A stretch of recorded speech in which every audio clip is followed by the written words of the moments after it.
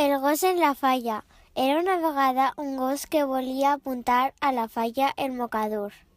Va anar a la falla a apuntar-se i va conèixer molts amics i li varen dir que en la falla feien moltes activitats. El gos durant tot l'any va anar a tot el que es feia, tallers, paella, amb tots els de la falla, jocs. Al gener va ser la presentació i va vestir de faller. Eren passacarrer per anar per les falles majors i, quan l'anomenaren les presentadores, va pujar tot pagat amb el seu vestit i el mocador al cap. El gos era molt feliç a la falla. Conte contat, conte acabat.